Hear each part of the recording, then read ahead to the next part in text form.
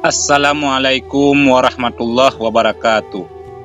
Alhamdulillahirabbil alamin. Allahumma shalli ala Sayyidina Muhammad.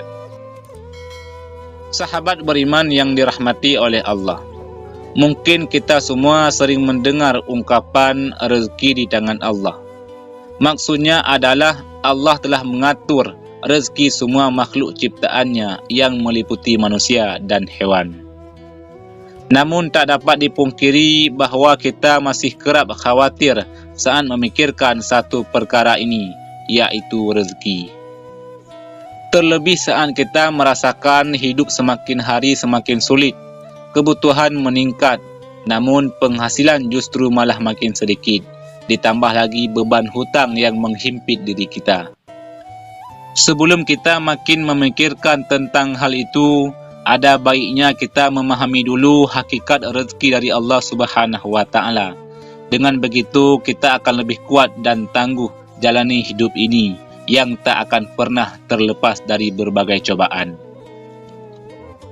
Sahabat beriman yang dirahmati oleh Allah, berikut adalah 5 orang yang telah dijamin rezeki berlimpah oleh Allah Subhanahu wa Ta'ala.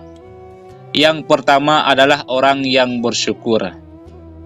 Janganlah kita menyangka bahawa bersyukur itu hanya sekedar pujian dan berterima kasih kepada Allah Subhanahu wa Ta'ala. Ketahuilah bahawa bersyukur itu pun menuai pahala, bahkan juga membuka pintu rezeki di dunia.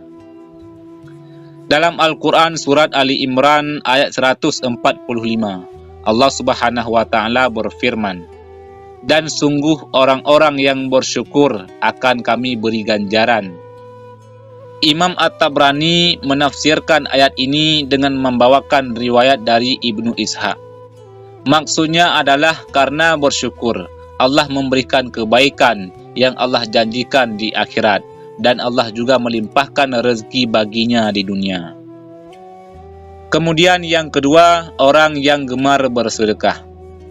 Sedekah merupakan amal soleh yang diperintahkan oleh Allah Subhanahu wa Ta'ala, di mana orang yang bersedekah akan dibalas dengan balasan yang tak ternilai dari sisi Allah Subhanahu wa Ta'ala. Kadangkala balasan itu sama dengan atau melebihi sedekah yang pernah kita berikan kepada orang lain. Dalam Al-Quran surat Al-Hadid ayat 18, Allah Subhanahu wa Ta'ala berfirman, "Sesungguhnya orang-orang yang bersedekah, baik laki-laki maupun perempuan, dan meminjamkan kepada Allah pinjaman yang baik, niscaya akan dilipat gandakan ganjarannya kepada mereka, dan bagi mereka pahala yang banyak." Kemudian yang ketiga, orang yang gemar bersedekah.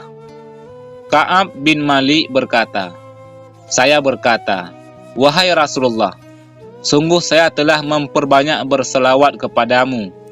Lalu seberapa banyak saya jadikan selawat saya padamu dalam doa saya?"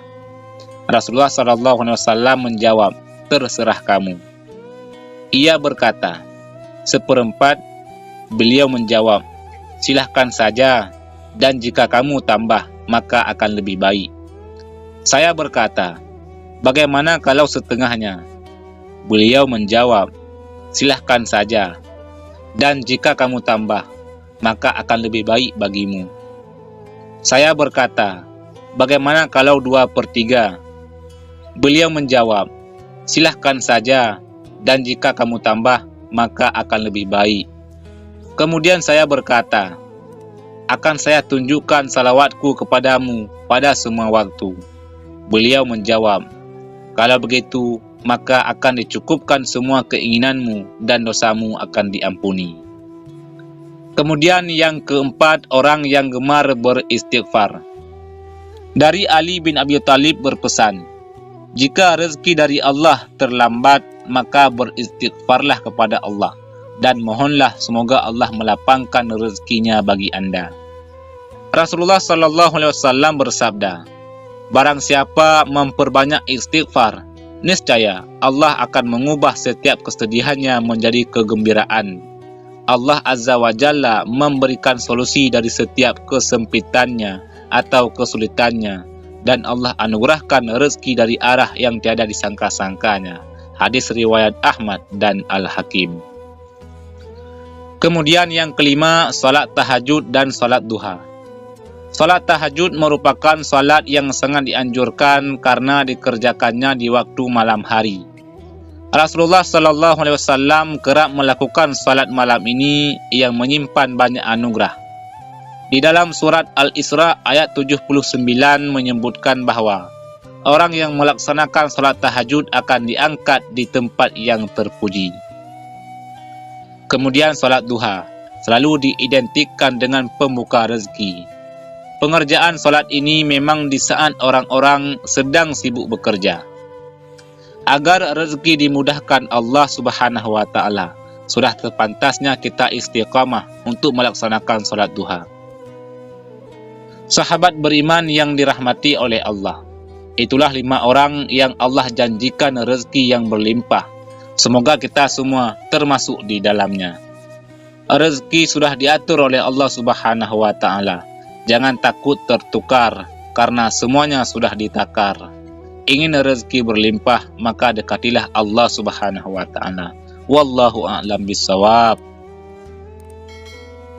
Demikian yang bisa kami bagikan, mudah-mudahan ada manfaatnya. Amin ya rabbal alamin. Assalamualaikum warahmatullahi wabarakatuh.